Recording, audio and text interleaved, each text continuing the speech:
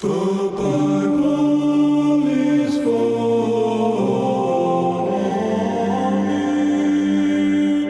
me. Corded. How's my makeup? Gorgeous, gorgeous queen. I really am wearing makeup today. I'm glad you waited literally until it started recording is when you dropped that line. What? I had no idea. Y'all are both married, right? Yeah. Yes. You ever like kiss your wife and she's got like some lip gloss on and then it like gets off on you and you're just kind of like, Hold on. Do I look good? I mean, who's to say? how does the shade look on me? And it's like, no, steaks and Yeah. being a godly man, And for a second, it's like, okay. Well, I got hit in the face today, and then so like my up here is all like a little bloody, and so I went to my wife. I was like, "Hey, do you have any makeup?" And she's like, "Yeah, you can have some." I was doing the about to say your jujitsu wife thing. hit you in the face. No, it wasn't not her this time. And I was like, "Hey, do you have any makeup that I could borrow?" And she's like, "Yeah." And I go, "Well, I just need some concealer, and like I just need a little bit." And she just looked at me like, "You shouldn't know this much about what you need, makeup wise." Cue the scene from Mrs. Doubtfire. It just starts right up. This is from jiu-jitsu though, like actually? Yeah, just training. I'm not like good or anything. I mean, I just started. you're better than most if you're already training, Thanks, Josh. He's Very kind of sparring. you. sparring. Yeah. Could you're out you there. could you kill a man if prompted? I could have killed a man before, and I have. Ooh, fair, very fair. 'Cause it's I'm just curious, fun. since Josh started this, has your Brazilian instincts kicked up at all during this yet? Like, I feel like there's a Brazilian dragon in here, and now that you've entered into the jiu-jitsu space, it's awakening. Do you know what I'm saying? Yeah. Just being born in Brazil makes you like pretty good at stuff, except for like soccer. But I can dance around like it's carnival, like kind of naked any day. I'm really good at that. And if you're born in Brazil, you have like a huge butt. Like that's the whole point. So you can dance. Yeah. It's Oh, lifted. yeah. Yeah, I think sure. that's why my parents had me there and then brought me here. Yeah. It's like we get It's so expensive to get it here, so it's better to Gosh. just go there and natural. birth the baby. Yeah, Yeah, the butt then it implants comes- are just, In the Aunt. I don't like the different ways yeah. that gesture works for that. Well, I'm going to go ahead and welcome the people. This is Christian Movie Club. Welcome, everybody. My name is Anthony. You know Elder Tim on your screen right now. And we are joined by a guest here in the club where we are all fam. Josh Benson Boone is here with us today. Josh Benson, everybody! Hey, thanks for having me on, fellas. This is gonna be genuinely fun. Like when you told me we were watching the movie together, I was hyped. I'm so pumped you could make time in your schedule. I feel like you're podcasting left, right, and center every time I look up, Josh. Yeah, we're on what is it, like the podcast tour right now? I don't have anything to promote though. It's just like, I guess I'll do it now. Sure. Now's the time. Yeah. Why not? I love it. Well, welcome to Christian Movie Club. You're our second official guest this go. year on Christian Movie Club, so this is a high honor. And we just thought, with this particular movie, you had an expertise maybe about this Potentially. subject matter. For those that don't follow Josh, first of all, I will put Josh's accounts in the show notes because Josh is one of my favorite follows. We were actually just talking, and even as we were like beginning the stages of this, unbeknownst to Tim sent me a Josh Benson video and was like, "Isn't this funny?" And I was like, "You're gonna like what I'm gonna do." Do I have news for you? That's awesome. But Josh, you do have a little bit of a beef on the internet, and I'm curious if we could know maybe some of the genesis of that. Where did all this start with you and our dear friends the Mormons? Well, so it started.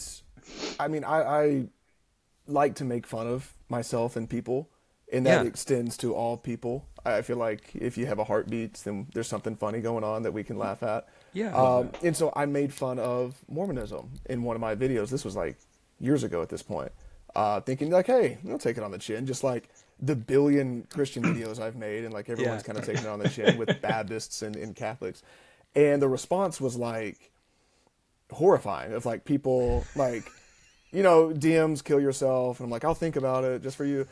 But like genuine, like kind of backlash to it. Like, you don't know what you're talking about. And I realized in that moment, they're right. I don't know a thing about Mormonism. I was just kind of shooting from the hip and hoping something, landed. And so then that kind of, in a weird way, made me dive into Mormonism, and I fixated on it. I have a tendency to just like fixate on things, and it's not healthy. And I just really like got locked in and have, I guess, remained locked in and just studied Mormonism, like podcasts, going to their website, just diving into like their doctrine and stuff. And I was realizing, oh, this is even more insane than I originally thought. And the overwhelming they poked consensus- the bear. I guess I'm a grizzly bear. They woke me up from hibernation. Holy cow. And then the whole thing throughout is like, oh, they claim Christianity. And it's kind of like when you have like a youth sports team and then the one kid that's like, yeah, I'm on their team. And it's like, no, you're not. Stop going to school and telling everyone you're on our team. You're not on our team. It just kind of got under my skin a little bit. So I guess I was like, I'm going to get under their skin even more now. Now that I know what I'm talking about, I'm going to really stop shooting from the hip and get a sniper rifle and just go after it. So where do you think you rank on their list of societal ills? You know, like it's like alcohol and like caffeine and like Josh Benson is like 3. I've got to be top 10, right? Yeah. You know? Like I'm definitely not above like coffee or alcohol. Right. I don't know. Yeah. Got to be top 10. I would like to think. Maybe I'm overestimating myself a little bit. But in your research, had you watched the movie that we made you watch for this segment? No. Okay. I had not. I didn't know they had their own. Yeah, I guess this is like they have. It makes sense. They have their own Gods Not Deads. You know, they have their own specific film. So I had no idea about the media outlet though. Mm-hmm. Well, pretty pumped to talk about this with you today. The film we are covering today for Christian Movie Club is called The Other Side of Heaven. I said on the other side of the courtroom. That's a Carmen reference. Some of you might catch. Tim, what do the people need to know? Other Side of Heaven, 2001.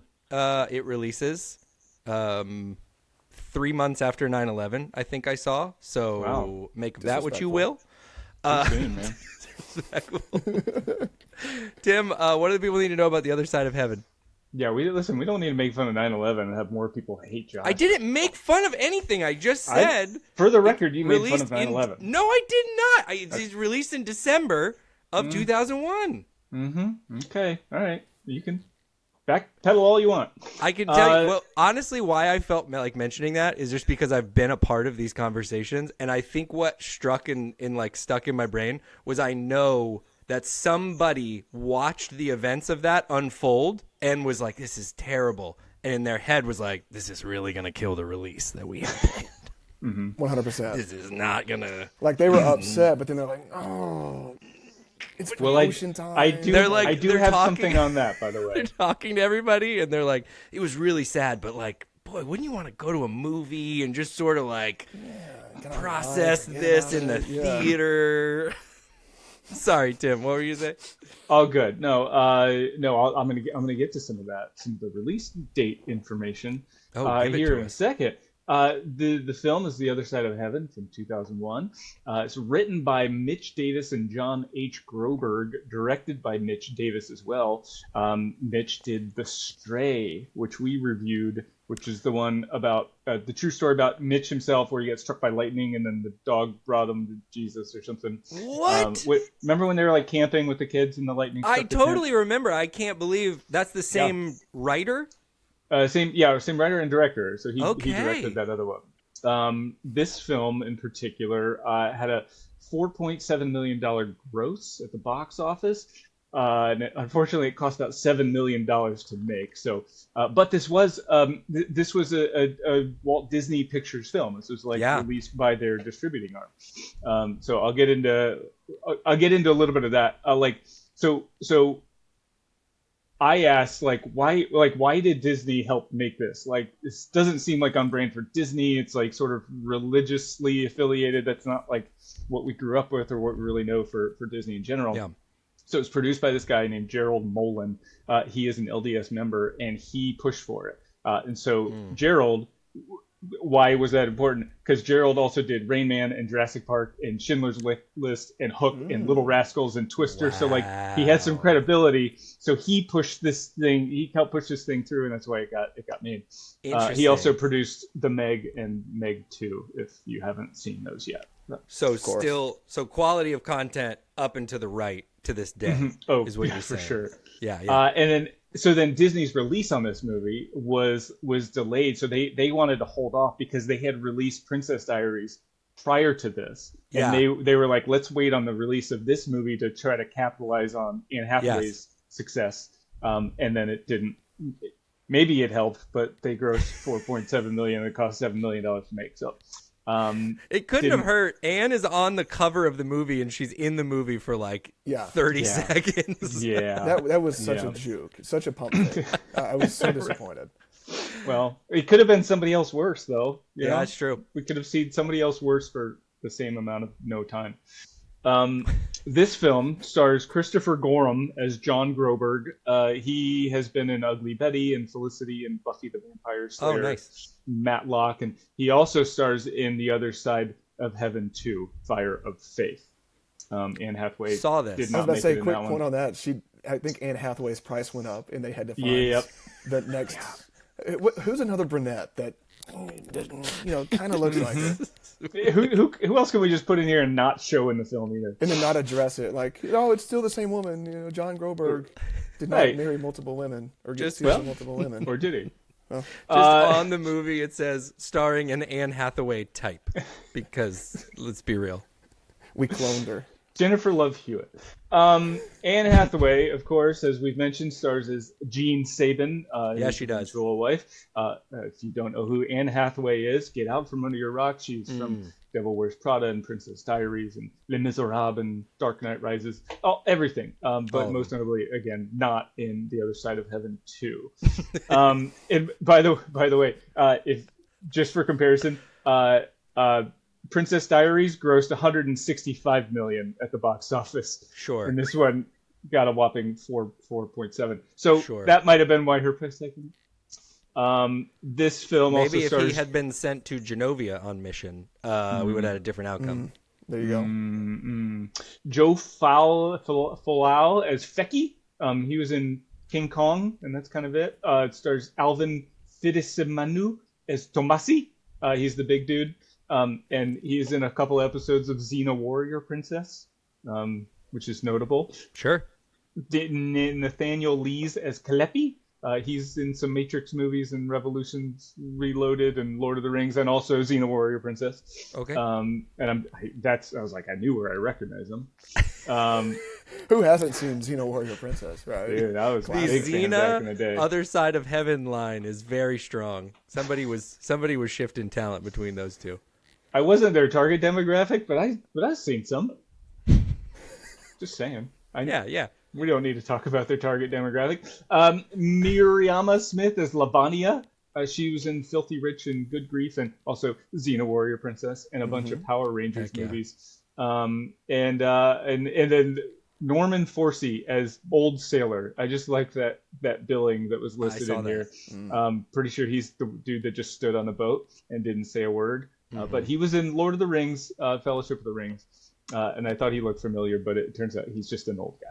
So that's thought it. he said- That's all we got. I thought he said plenty. The implication. The On a boat? on a boat. The implication was clear. All right, Tim. A couple more things out of you before we move on. Give us like the brief summary of this film for those not familiar. Yeah. IMDb synopsis says, John Groberg, a farm kid from Idaho Falls, crosses an ocean to become a missionary in the remote and exotic Tongan Islands during the 1950s. Okay. Yeah. Cool. I think that's a great overview. Lastly, this is a new thing this year for our listeners. Give us a couple reviews just to set the tone so everybody, again, 2001 was a long time ago. We've been through a lot since then. Maybe you saw the movie in theaters. Maybe you were part of the 4.7. Maybe you didn't see it. Who knows? Tim, help set the tone with some reviews for us, please. I think it's just 400,000. But the 9 out of 10 number one review, too soon. First review says, interesting movie. I have yet to catch all of the movie on TMC, but I have seen about 7/8 of it. It's funny, sharp and very interesting and easy to watch. So I don't know who finishes 7/8 of the movie and then goes and It's writes so the review. precise. It's very precise. And just finish it before No. you write. Can you? It has an ending. I'm gonna start get to- leaving reviews for restaurants after apps. You know, I'm only through appetizers, but right now, guys, you're looking at a 4-star place. Update you later. The next review says 5 out of 10. Great movie for Mormons. Others beware. If you're a Mormon or possibly a fundamentalist Christian, you will like this movie. Another one says, not as advertised. 1 out of 10. A reasonable religious movie not built as such. When I saw this movie at Blockbuster, it seemed to be reasonable light family type movie. Instead, a nearly 2-hour infomercial for LDS/Mormon. This person was obviously not Josh. Says, I have nothing against LDS, but did not want to, nor was interested in being proselytized to. Yeah, so those are some of my favorites. They were, a mixed bag, but not very Great. high on the thumbs up side. Great. Yeah. Blockbuster shouts out. I always welcome them on the pod. It's a time that many won't recall, but it was real that somebody rented The Other Side of Heaven from Blockbuster. Okay, so here's the part of the pod. From here on out, we will be doing spoilers. You can watch The Other Side of Heaven for free on Tim mentioned it was produced by Disney. It is not on Disney Plus, and I don't think that is an oversight by anyone. It is only available on BYU.TV, who has provided a couple of films for us, but they provide their stuff for free, so you can check it out there. I'll give you a moment if you'd like to watch the film without spoilers. I think a lot of those reviews were about expectations. Very little actual scenes shot in heaven. So if that's what you were looking for from this, you're not going to get any of that. But it's 2-hour runtime. Just about. You can go check that out now, and then you can participate in the rest of the podcast without spoilers, or you can just hold on a second while our friends make their choice, and then we'll continue on with spoilers from here. I'll go ahead and give you a minute to decide. Great. Okay, we're carrying on. Last thing I like to say before we start, hey, especially with movies like this, I don't know John Groys. What's his name? MacGruber. John MacGruber. I don't know this fella, so I don't. I'm speaking when I speak, and I'm putting this for all of us. We're speaking to the character in the film. That's what we know. I don't know this person personally, so nothing I say is I have no basis by which to stand on to say he is this or is not that. I just don't know the guy. Especially when we do biographical movies like this, I feel like that's important to say. There's real people represented in this movie, and we don't know them. But we do know the movie that they made, and they gave that movie to the world. We have consumed it separately, the three of us, and we gather here today to discuss it with you, our friends. So here's the summary of the film. The Other Side of Heaven. If you have not seen it, this will catch you up to speed. Again, spoilers aplenty from here to the end. See that line where the sky meets the sea? It calls to one elder John H. Groberg. John is a man from Idaho Falls, Idaho, who is sent on mission to the island of Tonga. John is the youngest of 6 brothers, and although he was wildly effective at growing the LDS presence on his assigned and adjacent islands, it's important to remember that Elder John is no different than any other man. He puts his white dress shirt on one button at a time. He feels bad for the people of Hiroshima. He gets hot when he sleeps. He's the best big band trumpet player in 3 counties. He builds huge swing sets with his bare hands. He has a gorgeous woman pining for him while he's thousands of miles away. He quickly learns and becomes fluent in complex languages. He may or may not bring people back from the dead. He runs into hurricanes to rescue children. He has an additional gorgeous woman pining for him on the island while he's sunbathing his feet. But honestly, even more than John overcoming seemingly insurmountable obstacles to reach the people of Tonga, this is a moving story of Mormon motivation, reminding us that God can use anyone to make a difference. Well, except people who work in construction. Those people specifically need to kind of stay in their lane and leave the spiritual stuff to the professionals. Sorry, and that's the film, The Other Side of Heaven. Now everyone's caught up to speed. Start with our first question. And I'm going to let, Tim, I'm going to let you go first. What was something that was shocking to you about this film? We don't want to let Josh go first? Oh, yeah, let's let Josh go first. Something that was shocking to you, Josh. Man. Jeez. I think I was shocked at how quickly he learned the Tongan language. Just, so already King James version of the Bible Yeah. That's another language, but you're telling me he's got the King James version and he's just like kind of looking at it with like a Tongan, I guess, script or something, and like, yeah, now I know the language. Yeah. After sleeping on this little pile of sand for a couple of days, I was shocked that like his retention levels, like that's got to be like autistic level like abilities, you know. So I don't know. Maybe if we sent more autistic missionaries out, then good things will happen. And that's the note. And to piggyback on that, I'm like, oh, okay, so you learn the language, now you're never going to use it? Oh, what? Why is he never using it in the film anymore? I would show that stuff off, man. I was similarly shocked at the so he had a buddy who was with him and spoke English and the other language, and it dawned on nobody to use a translator at any point during the What whole if? film. Like, What if? I don't understand why you would not. But I don't know. That's why I'm not as qualified as he is. Tim, what was shocking to you? Shocking to me was that somehow rats ate the soles of his feet while he was sleeping, and he didn't notice it. Yeah, I didn't get that. He didn't get woken up. To me, if rats are eating my feet, I kind of tend to wake up, unless I'm in some deep slumber because of a substance issue. And I'm not saying I am. I'm saying I don't know if he broke his vows. Like the ayahuasca, the Tongan Right. people. Yeah. Right. They might have. Oh, that's a great take. There's no way rats eat my feet without me waking up. I'm just saying. Yeah. Yeah. I did not need more things to give me nightmares about my feet being uncovered in the middle of the night, by the way. I was plenty good with believing there were witches under my bed that were going to grab my feet, and that's why I thought that was kind of traditional. Now I'm knowing that rats are interested in gnawing off the bottom of my feet if they're exposed, and somehow completely deterred by a blanket. They're like, we couldn't figure That's that out. that. We got there's other. Could they not just get like a couple of cats to figure that problem out? Like they had horses. Like who's to say, hey, let's just get a cat or two in here. We're good. The island's like maybe 2 square miles. The cats would go crazy, eat a couple rats. You're good. Yeah, you want cats. By and large, don't eat you in the middle of the night. Here's something that was shocking to me and kind of along the lines of like what the island maybe could have used. This was an island that featured 2 pastors and no doctors. You make a valid point. I just kind of feel like if we're at the point of like competing churches on the island, maybe somebody sends a doc. Like that would be What a sales opportunity. Like, hey, I'm like if I'm like a Tongan and I'm not saved or whatever, let's say it's like Islam and Christianity, and you got the churches right here. One of them has a doctor. I'm probably, hey, that one seems pretty cool. probably going to tip the scales. If you had just given me the bullet points of this story, kid from Iowa City Falls goes out to Tonga and he's trying to spread the good news about the LDS.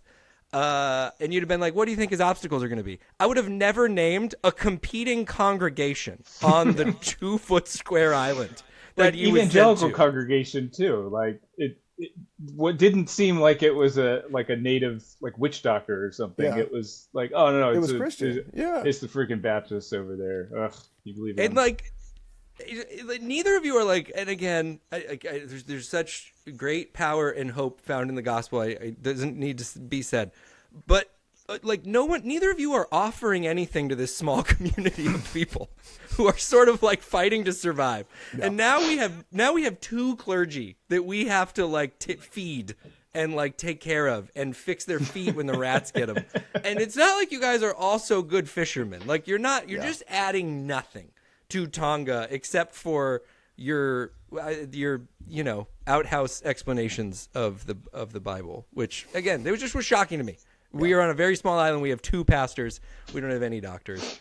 Josh, give me a character you wanted to see less of in this film. Probably John Groberg himself. He kind of just like for a second there, like I remember pausing the movie. I forget why. In my thoughts, I was like, he's kind of like just a whiny John Mulaney right now. Just like everything's yeah. So, and it's like, dog, you went to a like remote island. Like, did you just expect them to roll out the red carpet for you? And like, I don't know, like rats eating the soles of your feet. Like that sucks. Yeah. I can't sympathize. I can empathize with that, I guess. Might be that. Yeah. He just kind of like seemed a little whiny. Like, hey, just suck it up, man. I totally do your see mission. that. Mm-hmm. Yeah. I hate when we have to call that out for the main character, but It's- sometimes you got to do it. It's also very racially insensitive if I say any of the Tongan people, so I can't say that. You know who I really wanted to see less of? So, Groberg for sure. Yeah, he was tough. And I again, I know there's like nuance to this because usually actors and actresses are really good looking people. But like I'm looking at that guy playing John Groberg and I'm like, you're telling me that this beautiful woman on the island and Anne Hathaway are simultaneously like risking it all for for this fella in the no, He guys. plays the trumpets. He Like the trumpet doesn't get you like I remember in my school in middle school they made you do bands. Everyone had to do band because we were small Yeah. and like people wouldn't do it otherwise. And so there was like a hierarchy of like, well, I'm a guy, like of instruments I want to play, and like the bottom one was flute, and then trumpet was right there. Like I don't want to play the I want to play the drums, trombones, like a Saxophone, masculine yeah. saxophone, yeah. even a tuba. You know, Oh, a saxophone. Guy with a saxophone's a lot of aura coming off of a guy masterfully playing a saxophone. I'll tell you that 100%. right now. There's a guy that when at the church I was growing up in, they'd use him every once in a while to do a special on Christmas or whatever. And every time stage would part, spotlight come on, he'd do the solo. You're like, dang, killing that saxophone. Was it Duke Silver? I'm not allowed to say. I signed an NDA. Tim, which character do you want to see less of? I liked it along Josh's line. I just picked the other white person. I said Jean. Like, and I know we didn't really see her, Anne Hathaway's character. We didn't see her very much at all. But she, to me, I don't know if you guys got this vibe. She didn't really like him. The No, whole she didn't like time. him. I got every vibe that she just wasn't really interested in him. Yeah. But she's still writing the letter, and he's writing, and she's writing back, just kind of Yeah. by obligation. And like, because there was one point where she goes, I don't even really remember the deal we made about getting married or something. Yeah. Like, dude, she doesn't like you. Go with the Tongan chick. Like, she's clearly into you. To John's credit, I do think there was an awareness of that in the film. He was definitely the guy who went to the other school. And it's like, if you were around your girl more, she'd be done with you already. But because you go to another school, there's a little mystery about it. And there's something kind of cool about you. And I think that's why John kept putting off coming home. He was like, 6 more months. Because I think I really need her to be committed to this thing. Right. The farther away I stay, the more she'll like also me. they're 18. Like you go on mission when you turn, they're 18, and it's like, God, I gotta get married, otherwise, you know.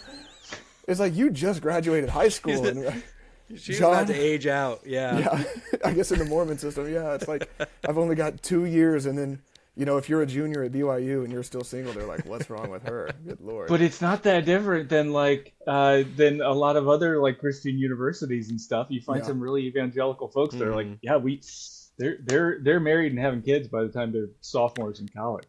Yeah. Great point, though, about like, hey, 2 people maybe being really into each other. But the fact that she had another guy kind of breathing down her neck trying to get, it was like, God, is there an that guy expiration must have date on fumbled this? the bag so bad. I want to see the film of like what was happening back home, you know, because it's like he's there and she Yeah. is ready to be married. Well, are Yeah. we sure he was there? What if he was on mission though? What if he was on Ooh. mission? He took her on a picnic. Yeah, though, yeah, he in took the her on a movie. He took her on a picnic. picnic. And maybe that's Maybe why his he mission wasn't was like committed. the next neighborhood.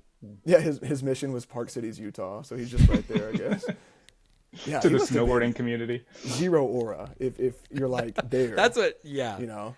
Well, he did lose that chair dance competition at the beginning. Yeah. Sidebar, before we come off this, I'm not sure if this was the same experience for you guys. I had to keep reminding myself that Anne Hathaway's character wasn't dead. And I don't know if that was the same for you guys, but she was giving big dead girl energy.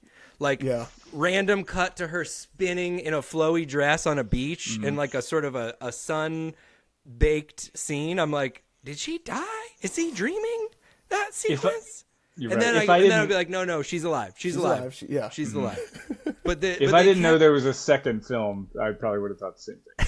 he kept cutting to her like in a dream sequence that I thought like, did she die on that swing? Did that swing get But her? it's like, do they know each other well enough to be like him? I don't know. I got the vibe that he like just literally met her, you know, Yeah. and now he's just like, Oh, oh, this yeah. girl that which I guess that's, you know, very just more I mean, it's Anne Christian Hathaway. when you're 18. And it's Anne Hathaway. Like, I get it. The It's like, you just met her. 1950s, you're playing the trumpet in a big band. Are you kidding me? It was probably like, Yeah, he was probably just picking girls out from the stage. You know what I mean? that's Like, true. And we just had like a war.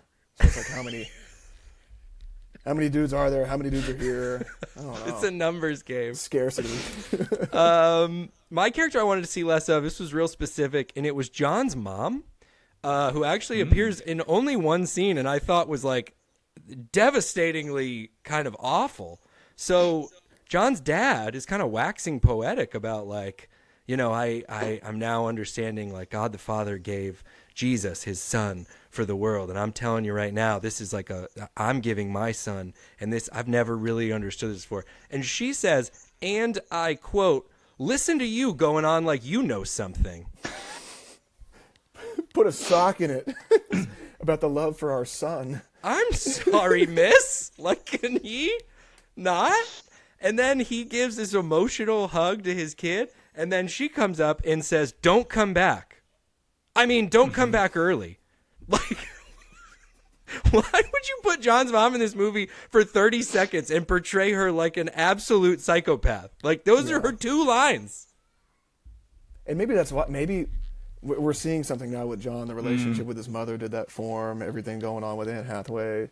Yeah. You know, mommy issues. Who knows? It might have also, though, made him tough. Like, maybe that's, his dad was, like, too easy to please, but his mom was constantly dangling affection. Yeah, if she's withholding love, then like it seems like he's willing to do that for his future wife too. Listen to Anne you Hathaway. talking like you know something. There was just the most devastating, like in front of a train platform of people. Yeah, a ton of people there. It's like, hey, Yeah. I'm going to clip your wings right in front of our whole squad. It was at that moment he was like, I'm picking up a second and a third wife before we get home. Not going to see you in heaven.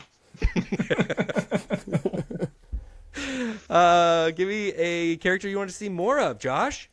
The Tongan woman that made a move on him. I wanted to see more of that dynamic. It's kind of out of nowhere, and then I was really confused at the scene of like the ship pulling up, and then her deciding to like be a prostitute or something, but then like not. I was confused at that, but I wanted to see more of that dynamic. I wanted to like be like, hey, like let's see some dynamic with the family and her and him, and just I don't know. That was like the most interesting part. Dude, I said the exact same thing. That my character to see more of was actually that side hustle relationship.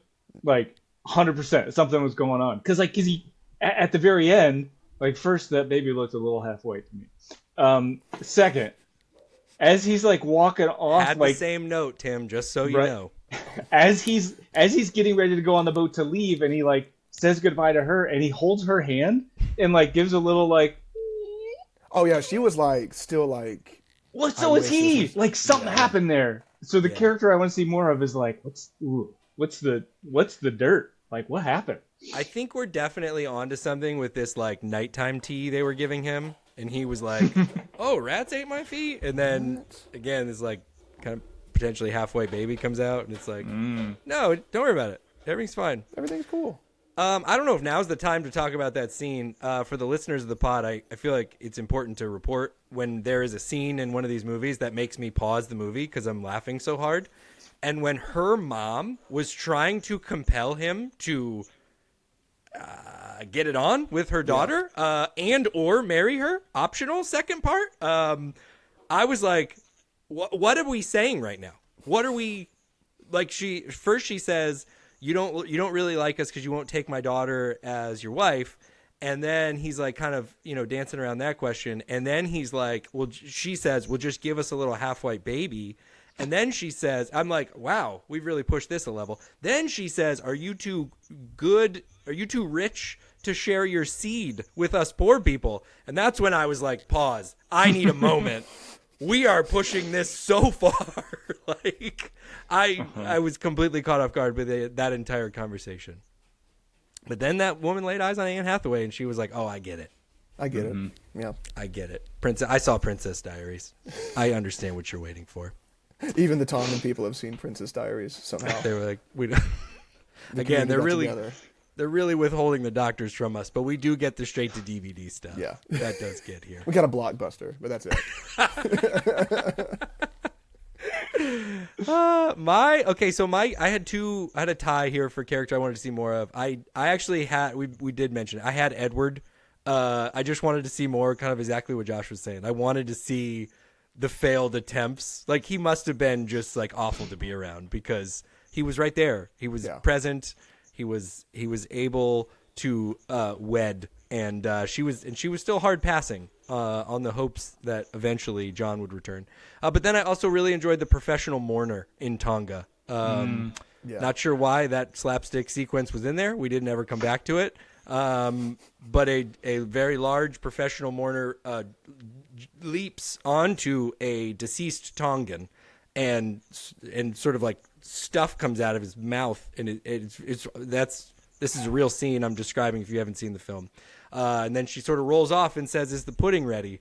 And I just was like, I could do a sitcom of professional mourner going from funeral to funeral, a la Wedding Crashers, maybe a little bit, but like with that turn where I'm a professional mourner. This is what I do. I come in, I make a big scene, I eat the pudding, and I leave. Yeah. Give me a low point, Josh, for you. I know it's going to be hard to find one. I feel like a low point, I don't know if this is what you're asking for when you say low point, but I actually, when his, I don't know what you would call it, like the chapter regional whatever guy pulls up and he's just chewing them out. And we've been on this journey like, yo, John just almost died like 10 minutes ago. And he's like, you haven't been keeping up with the records. No. And it's like, brother. So in that moment, I was like, John's been whiny, but he did almost die. He doesn't deserve this. So I felt like kind of lame. I'm noting this section of the podcast so the Mormons know Josh Benson has a heart. Look at him right here. It grew 3 sizes. It's like, oh. Feeling for the admin work that John was being asked to do. It's like, I don't like Mormons, but I'm also not a bootlicker. So it's like, I like the lower end guys. When I get up the totals, I really don't like you. That's what you got to do. Man, come on.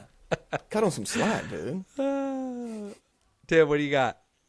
My low point was when, for whatever reason, this kind of seems to be a theme for some of our movies that we watch.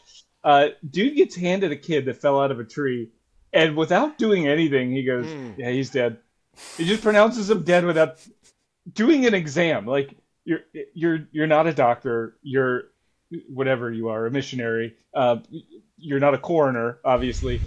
And so, like, what seems to happen in this theme is that there's a dead person that they pronounce dead. Without any exam or anything. They go, he's dead. Correct. Gotta be dead. And then we're all shocked when they come back to life. Like, I don't understand. Elder John said he died. Yeah, because he didn't do anything to figure that out. He just looked at the kid and went, there's no way he's alive. Like, that's not the guy I want, I don't know, being in charge of the medical exams in my community. If he's just going to look at you sleeping and go, he's dead. He's dead. Bury him. I'm not dead.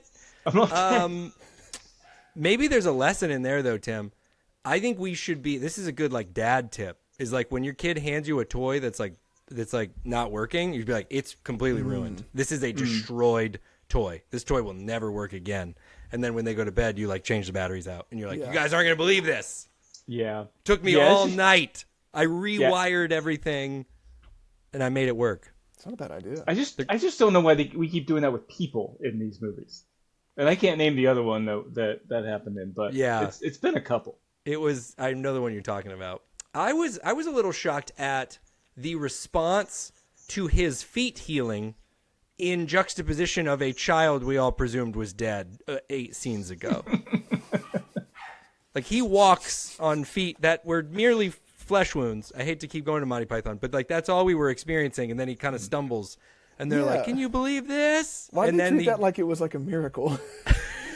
Like he returns like, a child, and they were like, "Oh, thanks, John.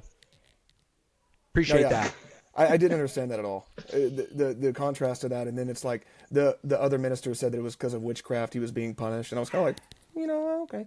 But then it's supposedly like just such a big deal that he's walking on feet that were eaten by rat. I don't know. Not a big deal. Tough enough. It doesn't seem like a huge, like a guy in this film cut his own foot off. Like in the scale of injuries we're dealing with, rat bites on your feet is like unlucky. I would say. My low point was two things. Again, sorry. I did have the share your seed conversation in here because I was just really grossed out by it. But then I also, and we alluded to this, Anne Hathaway is on a swing set, and she says, it's just like heaven to the swing set. And I just thought, girl, it's a swing set. Like, I don't know what getting girls was like in the 50s, but like, man, if a swing set made them say things like, this is just like heaven, the bar was pretty low. That was my takeaway from that whole sequence. This is a swing set. This is a child's playground thing that was like just, you've been on a swing set before. This sure? is not the first time. This is not. This isn't a technological advancement No. that he just did. Listen, this is before iPads, okay? She didn't have anything else to entertain herself. It's the 50s, She's back man. in the girls' dorm. You guys are not going to believe this. So you go forward, backwards, and then kind of slows down as you go. You seen these? It's just You like guys heard about heaven. this? You guys won't believe it. Maybe that's a why follow-up Anne, question. Maybe that's why Anne was having like. Maybe that's why she stuck around. Maybe the other girls are like, oh gosh, she's going on about the swing set again. Like she's. Yeah, we know it's great. So maybe she was kind of like an outcast a little bit, her character, and Yeah. that's why she kind of. Her standards were maybe a little lower. Yeah.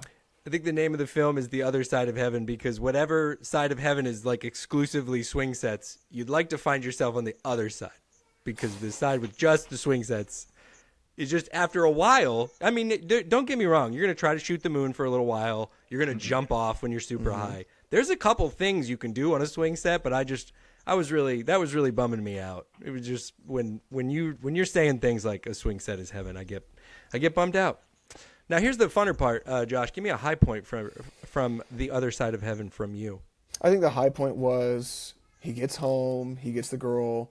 I liked the scene where like I guess they got married, but they didn't really like emphasize that. But then she like rolls over in the bed and then perfectly shows like the wedding ring of like I'm married, by the way. That what we're doing is all within the confines of our religion.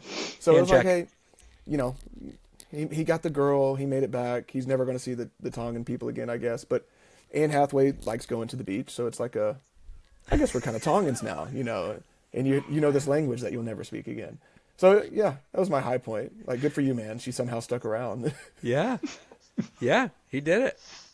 Tay, what was your high point? I was just happy. So like a lot of films we watch, main character, whatever, is telling the story, or like has a say in the film in general, like is consulted or whatever. And this guy John was, but a lot of times they do that, and you know I would get cast, and then I go, you know who should play me is like Brad Pitt. Because that really defines who I am, and then they make this person this hero that can do everything, and yeah, to some degree he did that. But I like that he was just fully committed. This character was fully committed to just being dorky, and maybe that's just being an elder. But like, you know, he packed his suit. He wore his suit on the beach. He wore his suit and tie everywhere he went, even on the boat. It's like very Dwight Schrute-ish. Yep. He even brought his like classic Jesus staring sideways picture with him, and he hung it on in his little tent. Absolutely. And then he got super uncool and uncomfortable when Lavanya made a pass and showed him her goods. And so I was like, that's a dork there. And good for you for being a dork this whole time. You never broke character from that. Yeah. I think that's well received. I did like. This is a good question, Josh. Why are they always wearing that? Did you find this in your readings? I don't know why they always wear that. That is actually a phenomenal question. I guess it's just like dress code that, like, hey, we're going to still rock with it, so now people know who we are. Like 50 years ago, I guess everyone was dressed like that, maybe? I don't know. Like in the mob days, like, is that a mobster or a Mormon? Who knows? Now we know. I'll tell you, it's very comfortable. And if you don't have to choose what you're going to wear tomorrow, it is pretty convenient. You can sleep in it, you know? You can go boating in it. PJs. You can, you go read your Bible on a rock in it. Like, There is also like this feeling when you're in it that like you have like more information about insurance than I do. That was what I kept thinking every time I saw him. I was like, that guy looks like he knows more about insurance than I do. Not that I'd buy insurance off of him, but just that like he's aware of like term. You know what I mean? He gets Yeah, it. he knows. Yeah, he knows a couple things. But yeah, I wouldn't trust an insurance salesman that's dressed like a Mormon. I don't think. Maybe that's goes what the other Mormonism way is. for It's you? like insurance salesman. It's like, do you want to go to a swing set when you die? Like, I've got good news. So maybe that's what Mormonism is to an extent. Eternity, swing set or non? That's the bumper sticker. My high point was, and I think this was a good lesson actually. I hate to bring this to a serious place, but John's at his lowest. The hurricane just hit. Food is scarce. He's kind of given up. I mean, he's writing letters to his dear love Jean that don't sound real hopeful. And then a man in his life shows up, looks him in the eyes, and says, "Please, eat my jam and live." And I think my call is for everybody listening to this podcast. If you don't have a man in your life who will show up, especially for the guys, you need someone who will show up for you and look you in the eyes and say, "Eat my jam and live," and then give you the sustenance you need. This is my to jam. carry on. Take This is in my remembrance jam. of me. Don't ask what it's actually comprised of, though. But this is my jam. I also got a big kick out of just if I'm not saying it was, I don't know intent. If this movie was just like a starting off point for a conversation about polygamy, I actually think they set the table fairly well, because they were like, I mean, he's got a beautiful woman where he is, he's got a beautiful woman where he's not, and I think, why can't it be both, guys? I think that is a natural, like, if you were to go into a small group conversation after you hit pause on the movie, that would be that you've set it up. I don't know that they did, but I just thought they did a good job introducing that as a problem that needed to be solved. Well, Why's he got a big one? Side note on that, Wikipedia says that John and Jean have 11 children. It's 11. It's 2 digits worth of children. It's a lot. That's I mean, quite a few. But I don't know if that's split between other wives. No. did it list him as having more than one wife, or is it just? No, John this is me just being ignorant and Okay. trying to get in the same hot water that Josh is. So I'll say I don't know if there's like a main wife you have, and then she gets credit for all of them. Yeah, Josh, like you might know. concubine. Yeah. But she gets all the credit, and then the other one's like, "No, I don't have any kids," but they did. There Could was be. a lot of this movie. I saw the Book of Mormon when I was in New York, and there are scenes from this movie that are like exactly like the stage show bit exactly. Like the scene where she throws herself at John is exactly in the movie. And the follow-up to that scene is the song "Baptize Me," which is like a super hypersexualized song between these two characters. And I just was watching this going like, oh, I see where you guys got it now. Yeah. This is like Yeah. exactly the source material for that show. Which Have you seen that? I haven't seen. I was going to say on that note though, like, because like Mormonism's like 95% white people. You know, like you go to Utah, you know that they're like really accustomed to white people because of the fact like this, like they're still sending like dorky white dudes to like Brazil or whatever. Like you're telling me when they go down there and like Brazilian women are like that it. Like, you really have to not like indigenous people to be like, nah, that beautiful Brazilian woman, I don't know. Like, mission to Spain, like, these beautiful, like, women are just like, you know, hey, a white boy, and it's just like, no, I'm committed to, I've got a pen pal. Like, come on, man. I did have kind of an underlying thing, and I hate talking about things out of like what is truly kind of an ignorant thing.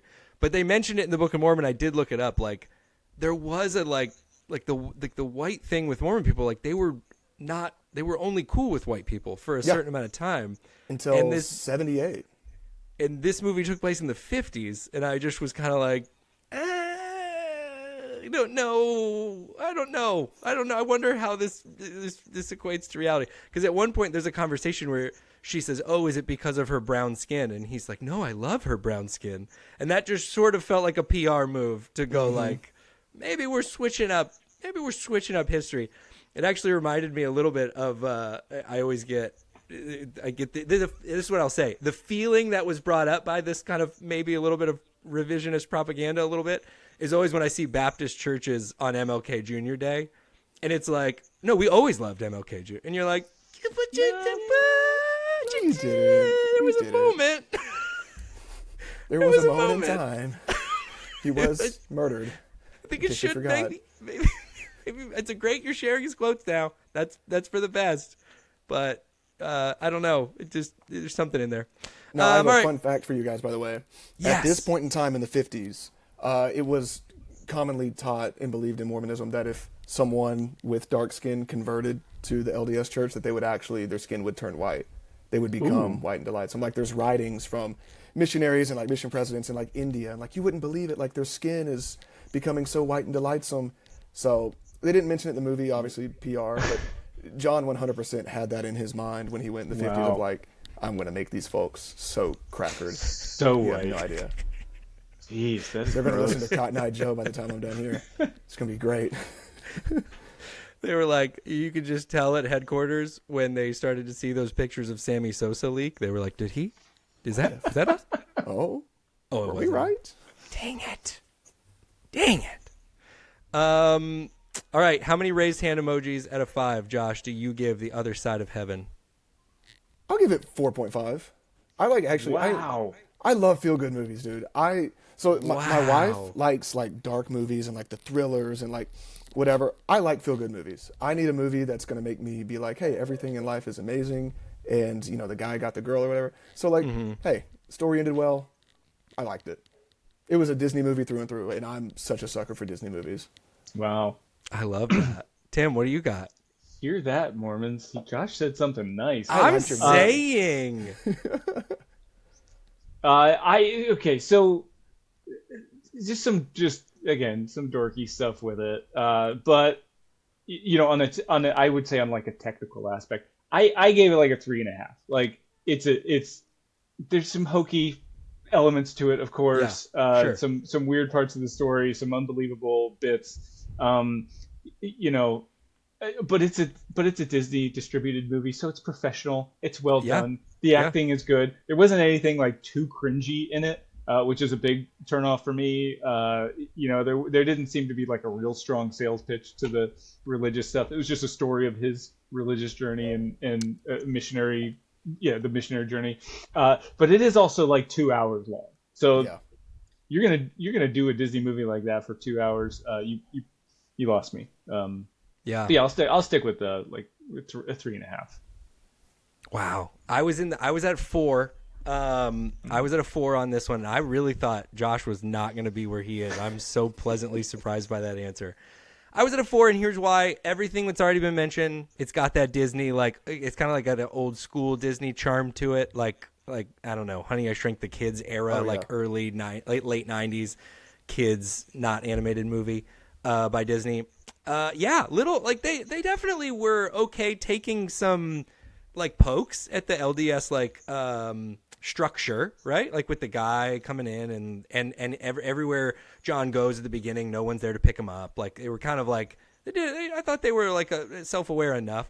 Of course, you know, he ends up being like a Mormon superhero and he saves kids from but it's like it's a movie. Like I'm not inhuman. It's a movie. Of course all the beautiful women love him. Of course he runs out into raging Cat 5 hurricanes and saves babies. Like this movie stuff. All told, I was at a solid 4. I actually do also love that Josh pointed out like the end of the story. That was kind of funny to me because it was just like so obviously felt teed up for like, oh yeah, and then they got married and moved to Tonga full time, and it was like No, we're never going to see you again. Well, they did go back. They did return. They just went so back. you know, they Sure. really did.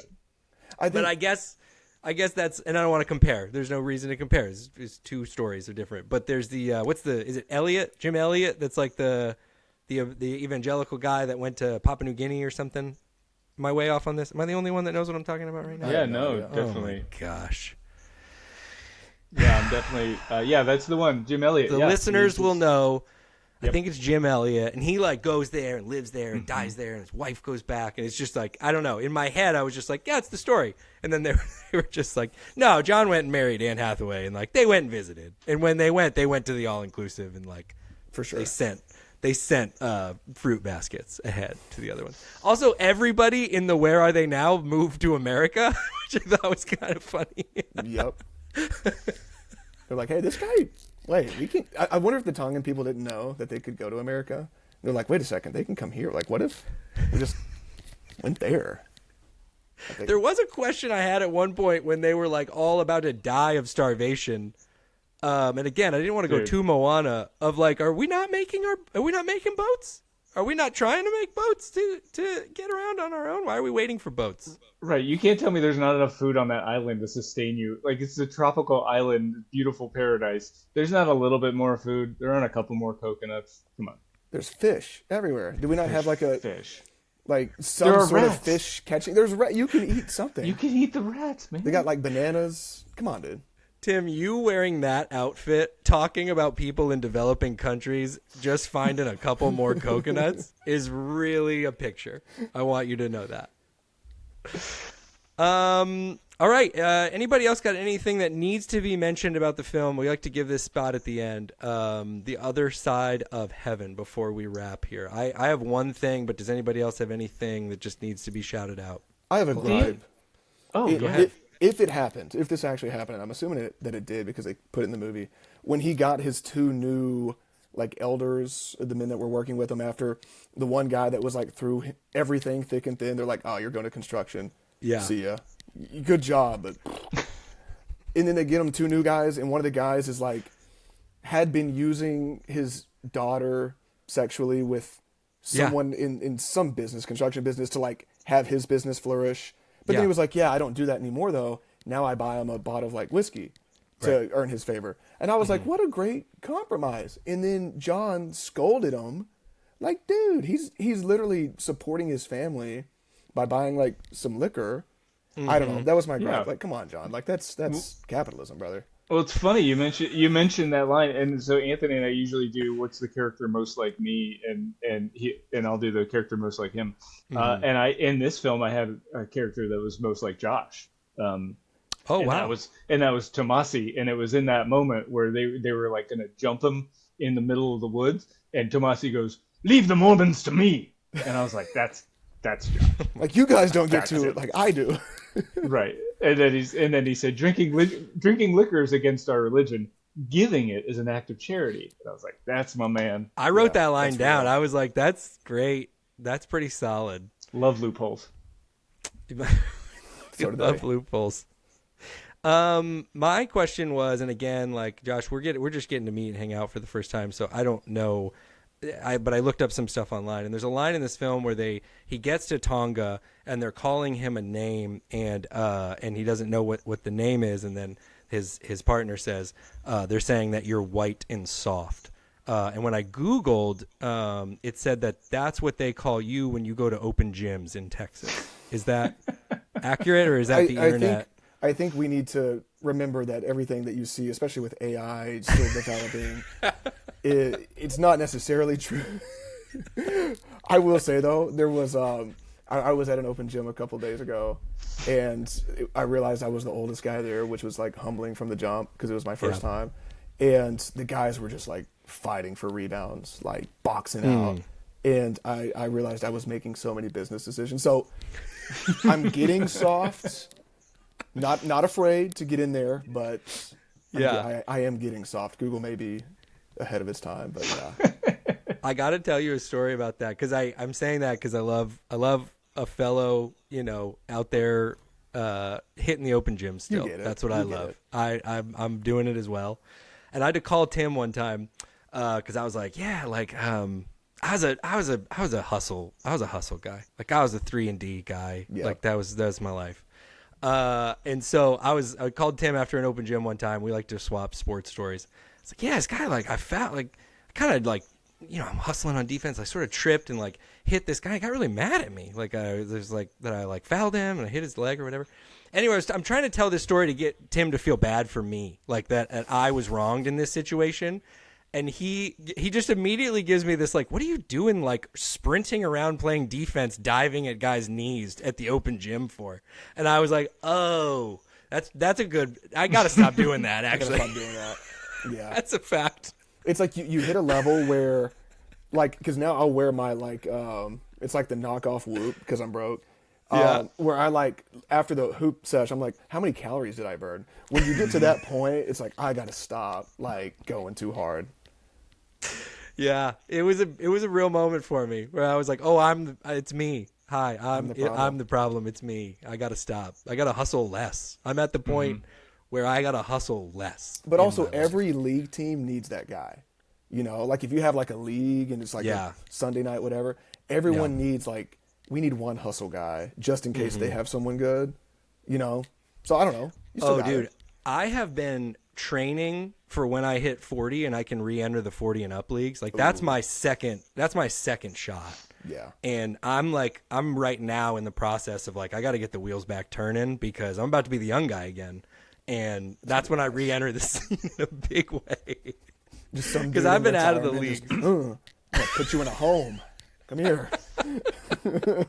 Nobody in this gym knows what images are made by AI and which ones aren't. And I'm just out there like with my knees fresh, you know, cooking people. That's actually, I need to look forward to that because that's going to be fun. We're almost there. Like we're like you said, right now you're the oldest one in the room. And that's a bummer where you're like, oh, my quickness isn't really quickness anymore. But then you're like, but soon enough. Yeah. Which I was never quick anyways. That's the problem too. It's like I never was like, oh, he's shifty. It's like, no, we know what Josh is, what his game is, you know. Well, Josh, listen, you did a great job on the club. Let's go. I hope I Thanks didn't. for being here. I'm not. I like to think I'm a movie buff, but I think my movie critiquing skills is subpar. So it's good to hear that. No. I loved it. I thought you did fantastic. Don't you say that about yourself. Yeah. And you loved the movie. We introduced you to a movie you now love. You just keep that BYU login on you at all times, and you can watch it whenever you want. The craziest part about this too, we have like a site with like, because we don't want to pay for all the subscriptions. So I don't know, I might get arrested for this at this point. Even like our site that has every movie imaginable did not have The Other Side of Heaven, and of course BYU TV did. So shout out to them, man. Dude, I'm telling you, and we talked about it some.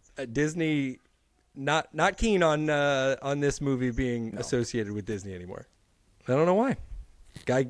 And also that guy did Twister and Jurassic Park and all the ones you rattled off to him. None of those are Disney movies. So I'm curious why Disney felt obliged to him. But I did read, this was a note I wanted to say, that Anne Hathaway signed on to Princess Diaries before this one. And so I sort of wondered if there was any like Disney going like, if you do, you got to do that other one too. Like we want to crush with this one, but you should. We'll put you in like 4 scenes, but you still got to do it. Right. Yeah. Just show up. Just show up. She kept reading the script like, when did I die? Why do I feel like I died? What's the plot of this movie? They're paying me how much? Okay, I'll read it. Genovia taxes don't come in like they used to. Josh Benson, everybody. If you are not following him, again, go to the show notes. I'm going to put all his accounts on there. He's so funny. You've seen his stuff. If you didn't know who he was, you're going to see his stuff and go like, oh, yeah, I've seen all these videos, and they're great. Anything else we should plug for you, Josh, before you go on this podcast tour you're on? I mean, catch me at Open Gym. You know, got some runs. Let me know. I'm ready to go. I'm not that soft. I'll put up a fight, but not too much. So you can score a couple baskets on me.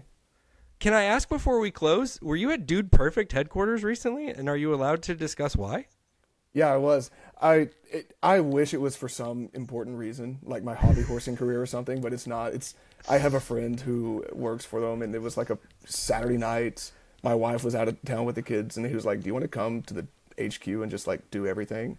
And I was like, yes. I felt like a 10-year-old. Like, we were just bouncing from like the basketball court to the soccer goal. They got a goal, and like, this is amazing. Yeah. So nothing important. I don't think they'll acknowledge me. I'm too problematic. I don't think so. I think you're going to be on there soon. They're going to bring you on for their next overtime. We're going to start that movement right here, Let's Josh do Benson. It. That's what we need to plug. Get Josh on Dude Perfect. Get Josh on a Dude Perfect video. Tim, do you have any last words for the people before we sign off here? Nope. Nothing. Just thanks for making me watch crappy movies, everybody. Really appreciate it. You know, I do it because I care. Christian Movie Club family, if you got a movie you need to watch, here's what you do. You go to @TheBibleIsFunny on Instagram or TikTok, and you send me the movie, and then we watch it. And we bring on special friends, and we make them watch it too. And that's how the whole segment works. So thanks for coming along, and we'll be back here with another episode really soon. And until then, I'll talk to you later. Okay, bye. Peace. The Bible